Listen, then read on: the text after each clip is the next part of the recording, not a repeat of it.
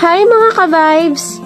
Ngayon po ay papakita ko sa inyo ang gulayan nila mama at papa. Tignan natin yung mga tanim nila. Pagpunta ko nga dito ay nakapagdilig na sila. At yan nga, napakataba ng kanilang pakwan, pagapang na. Dito naman sa kabilang side ang kanilang upuhan. Ayan nga't ang tataba rin, bagong tanim pa lang kasi yan. At yan nga't naabutan ko si mama dito na nagbubungkal. Piniprepare niya yung tataniman ng pitsay dahil tumubo na yung kanyang seedlings ng mga pitsay.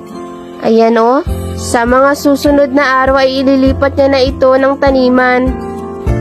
Ang kanya namang mga kalabasa ay gumagapang na, magbubulaklak at bubunga na yan sa mga sunod na araw. At ito nga, natuwa ako sa sitaw niya, sobrang taba. Sa mga susunod na araw ay magbubulaklak at bubunga na rin yan. Totoo nga na kapag sa bukid ka, kailangan mo lang magsipag at hindi ka magugutom. Dito naman sa loob ng bakod ay may tanim siyang okra. At nakakatuwa, napakataba ng kulitis niya. Sobrang dami nila ditong tanim.